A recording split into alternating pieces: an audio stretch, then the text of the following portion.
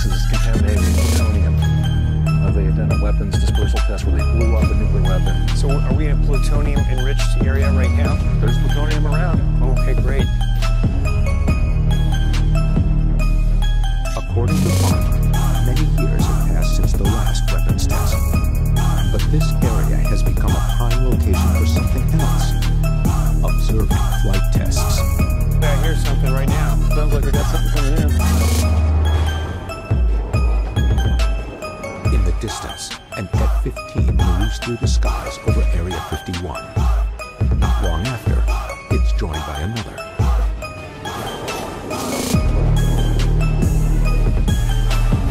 The military may have been alerted to the investigation's presence.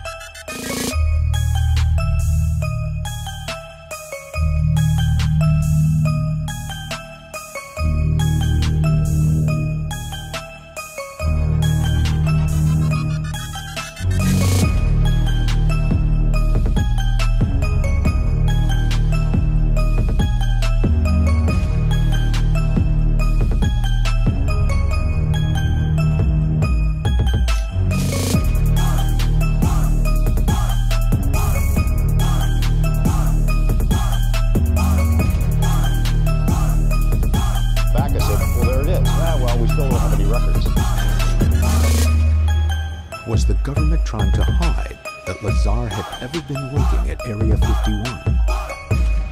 So then I got the newspaper article, Los Alamos Monitor. There he is on the front page, and a picture of him with his jet car, and it lists him as a physicist. I went back to the lab.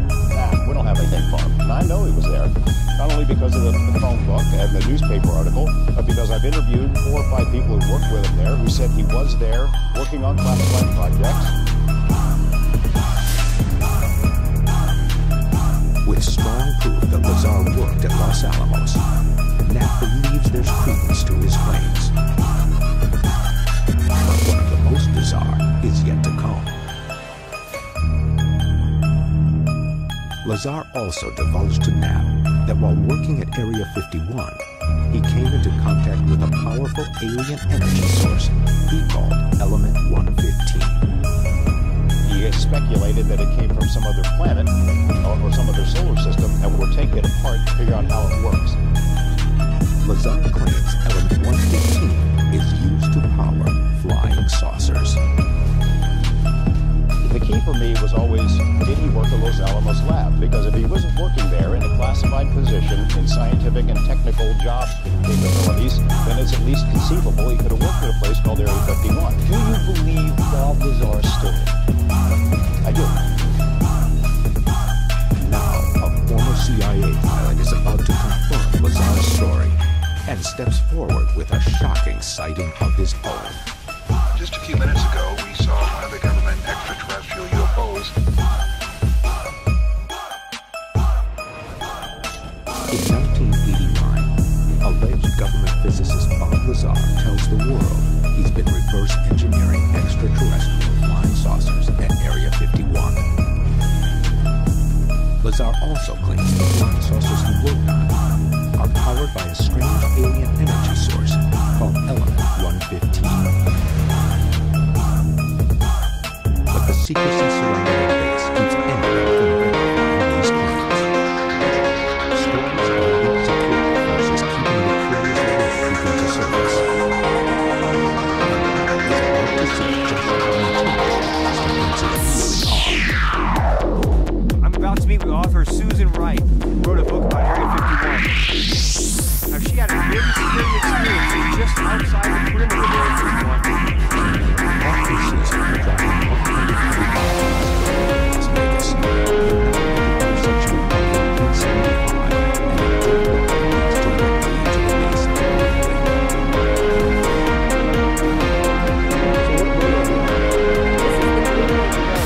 This actually goes to the front entrance of Area 51. The last time Susan was at the perimeter was in 1997. It was an experience she won't soon forget.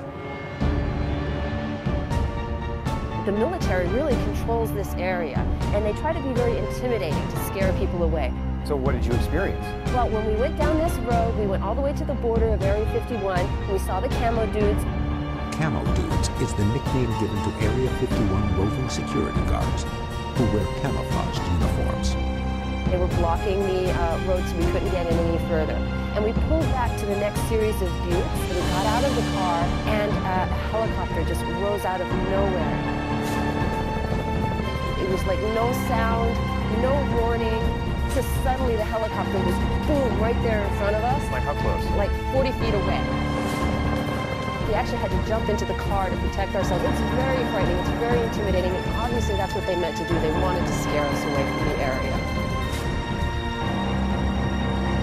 Why would a military base be engaging in scare tactics towards curious civilians? The answer could lie in what they're testing. As Susan and Pat continue driving toward Area 51, Bill is uncovering new information about the purported function of Element 115 from a man who Bob Lazar confided in. His name is John Lear. John's father invented the Learjet. John himself is an accomplished pilot. He worked for the